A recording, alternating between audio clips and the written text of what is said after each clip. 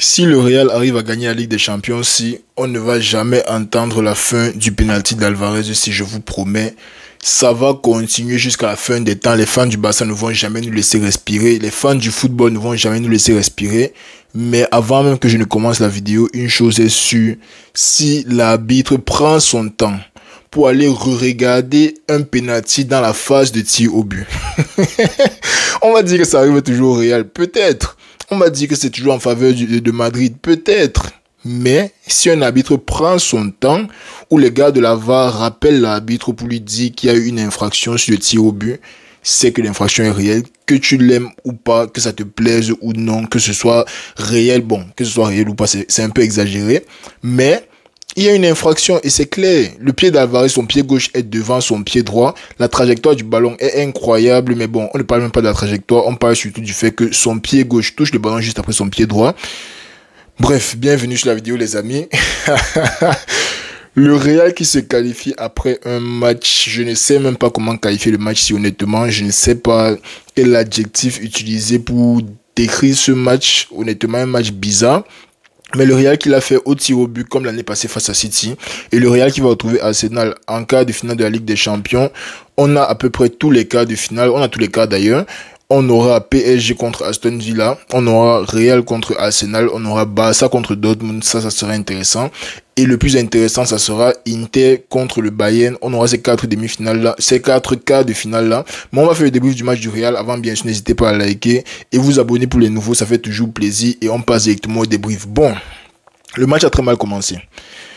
On arrive dans un match dans lequel on est en train d'essayer d'oublier l'action du dernier match, la dernière action du match où Mbappé rate, ça passe pour Vinicius et on aurait dû prendre peut-être un avantage de 3-1 en entrant dans le match-ci. On est en train d'essayer d'oublier ça en entrant dans le match-ci et tu encaisses en 30 secondes. Le plan de jeu est tombé à l'eau en 30 secondes. Tous les plans de jeu ont changé même d'abord en 30 secondes parce que nous, on s'attendait à un Atlético beaucoup plus offensif, sachant que, comme je vous ai dit dans la dernière vidéo du dernier match, sachant que quand l'Atlético est offensif, ils ne sont pas très dangereux. Moi, je trouve que cette équipe-ci est plus dangereuse en transition. Certes, ils ont eu quelques bonnes occasions qu'ils ont construit ce match-ci, mais la plupart du temps, c'était en transition. Quand ils avaient le ballon, quand ils essayaient de garder le ballon, on a vu ça au match aller, ils ne sont pas très dangereux, ils ne sont pas très productifs. Donc, moi, je me disais, si on entre dans ce match-ci et on arrive à défendre nos buts, on leur laisse le ballon, à un certain moment, ils vont se déconcentrer. À un certain moment, on va avoir la place pour contre-attaquer. À un certain moment, on va essayer de faire quelque chose contre la défense qui sera un peu moins resserrée. Le problème, c'est que tu encaisses en 30 secondes. Le problème, c'est que tu encaisses en 30 secondes. On appelle ça comment? Coup d'envoi. Vous essayez de mettre la pression. Il joue un long ballon derrière toi. Il gagne le deuxième ballon. Rudiger essaye de mettre la pression. Il est déjà mort dans l'action. On donne le ballon à Simeone. Simeone met ça entre les pieds de Mendy. Je n'ai même pas envie de critiquer Mendy sur le but là parce qu'honnêtement, ce sont les choses qui arrivent. Tu essayes de barrer un corner et ça passe entre tes jambes. Surtout que l'espace entre ses jambes n'était pas incroyable. Donc, c'est un peu méchant de tomber sur Mendy pour le but là.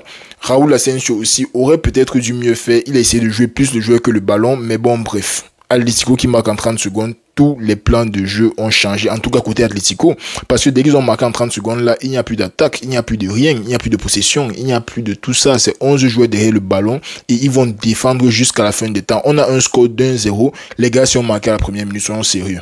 Les gars, si on marquait à la première minute, le score finit 1-0, le Real va à la mi-temps avec, je crois, 2 ou 3 tirs, un cadré, qui a même une frappe du pied gauche désespérée de Rodrigo. Soyons un peu sérieux. Soyons un peu sérieux. Je ne peux même pas débriefer le match parce que en soi, le Real n'a rien fait de spécial pendant tout le match. Côté Atlético, ils se sont procurés 2-3 bonnes occasions, mais comme je vous ai dit, honnêtement, quand ils ont le ballon, je suis plus serein que quand ils n'ont pas le ballon. Les ressorties de balles d'Atlético qui étaient impeccables, les gars là arrivent à ressortir les ballons comme les chefs, en partie parce qu'ils sont très forts dans les ressorties de balles, mais en autre partie, c'est parce que côté Real, le pressing est inexistant. Le pressing, ça se fait en 2 temps, ça se fait en 8 ans. Un joueur met la pression, un deuxième joueur vient peut-être mettre la pression, mais vous laissez tout l'autre côté du stade ouvert. La pression, ça doit être que même le gars qui a le ballon, il y a un joueur sur lui, mais vous ne pouvez pas couvrir tous les gars autour du ballon.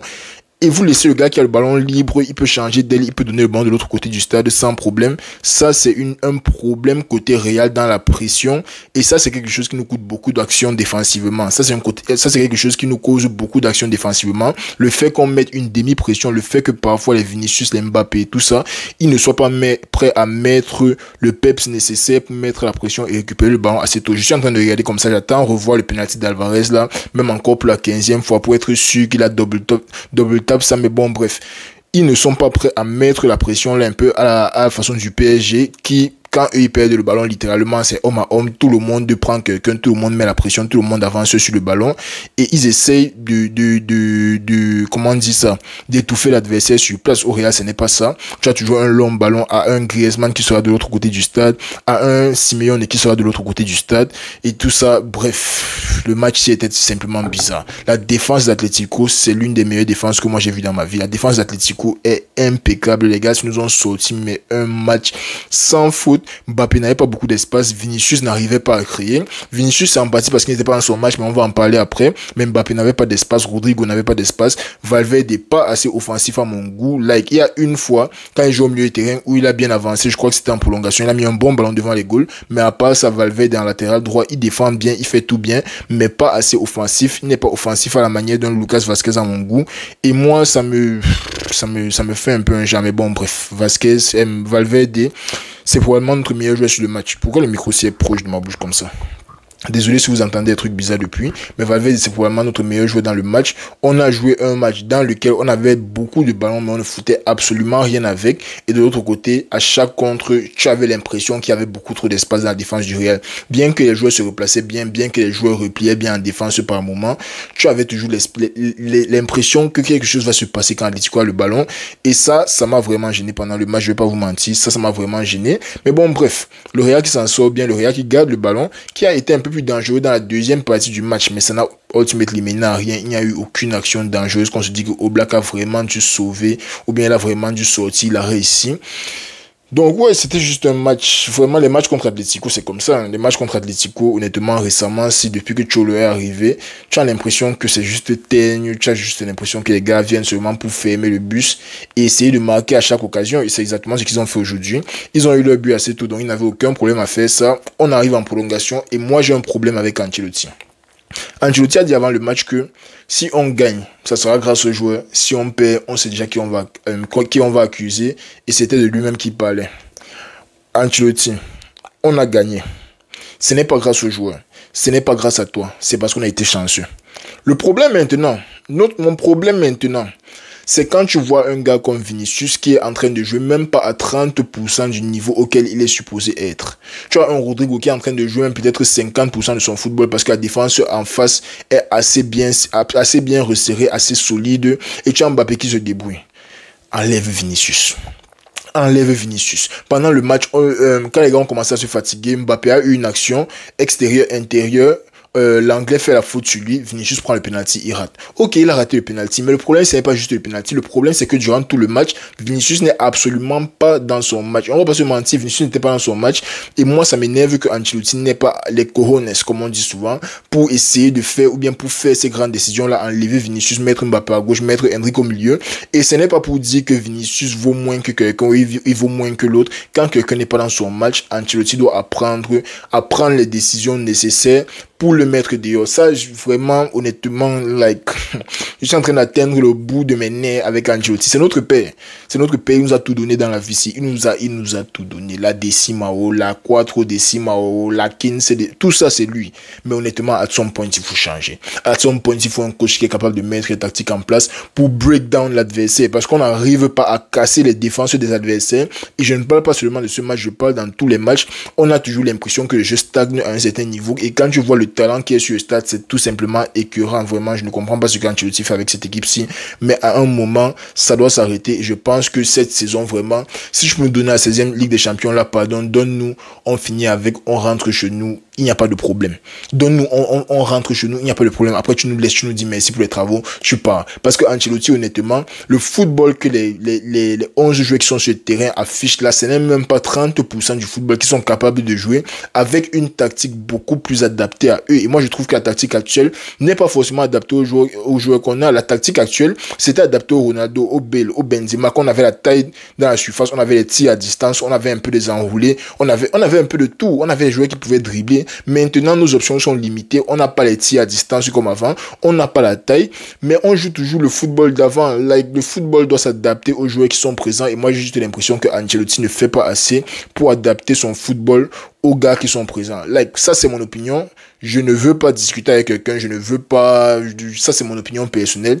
Bon, ma caméra s'est éteinte. Mon micro est débranché. Donc, on va continuer le débrief comme ça. Mais bon, bref.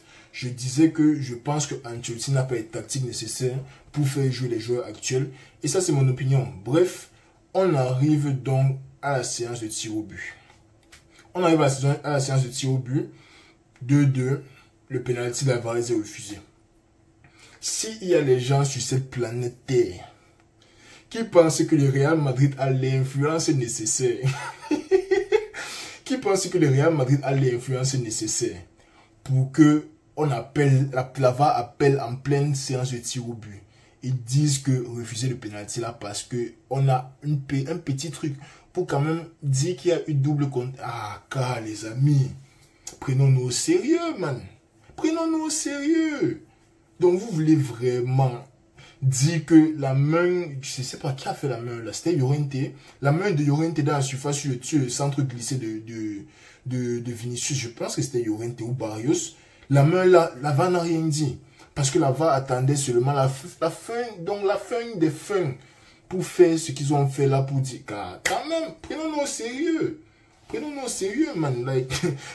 On peut parfois être pris par les débats footballistiques et tout ça, mais essayons de rester dans la logique. Maintenant, c'est la chance pour le Real. Ok, ça peut vous énerver que le Real soit toujours aussi chanceux. Moi aussi, ça m'énerve toujours parce que on gagne trop, I guess. Mais restons un peu logiques. Vous ne pouvez pas commencer à vous plaindre que il n'y a pas eu pénal, il n'y avait pas de double contact. Si la VAR a appelé, c'est que la VAR, c'est ce que je dis tout le temps. Si la VAR a appelé, c'est que la VAR a vu. Parfois, la VAR voit et n'appelle pas. Mais c'est rare que la VAR appelle alors qu'ils n'ont pas vu. On a vu le penalty qu'on a donné à Guirassy contre Lille. Personne n'a parlé. Oh non, mais quand c'est Guirassy, personne ne parle. Le penalty là, je peux tomber comme Guirassy est tombé là sans qu'on ne me touche. Je peux frôler le micro aussi. Et tomber comme Guirassy est tombé là sans qu'on ne me touche. Mais la personne ne parle. Là, tu ne vas pas voir 1000 posts sur Internet parlant du vol de d'autres. Non, il n'y a pas de problème. Mais quand je regarde, mon ami, restez tranquille, restez un peu je sais pas, restez dans la logique. Regardez le match, certes avec les émotions, mais aussi avec le cerveau. Essayez de réfléchir. Mais bon, bref. Le Real s'en sort bien aujourd'hui. Honnêtement, le fait que ma caméra s'éteigne, ça a plombé tout mon débrief. Là, j'essaye seulement de recoller 2-3 trucs ensemble. Mais bon, bref, on va regarder les performances individuelles. Courtois magnifique.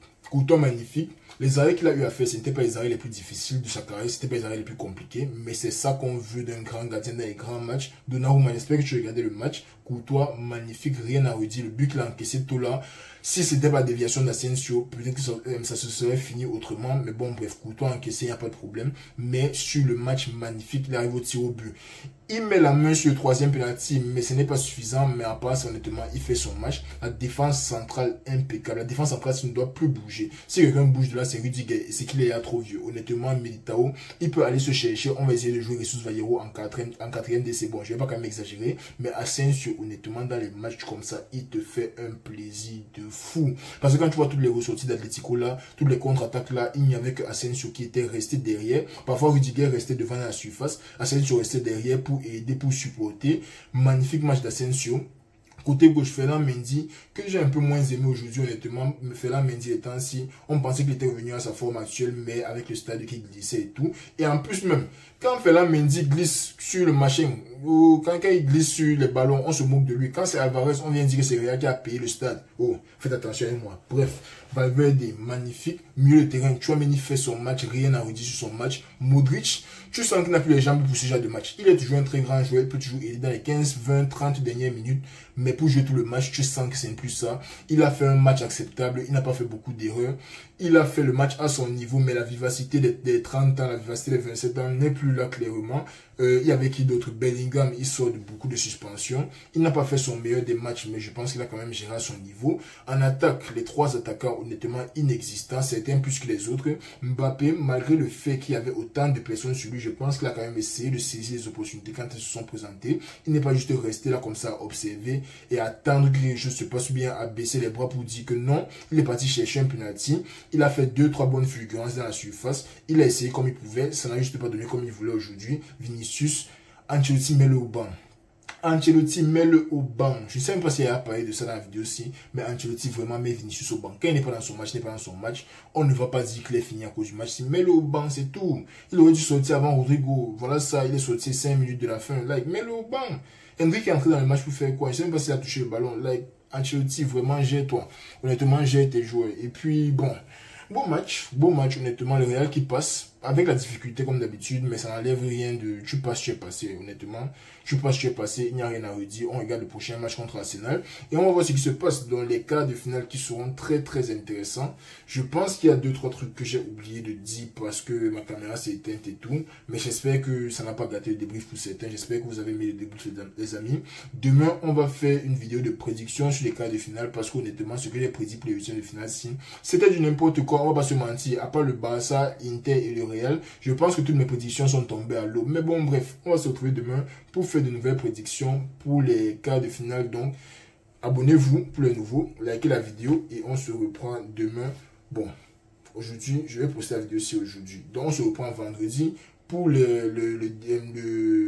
pronos. Prenez soin de vous les amis, on est ensemble.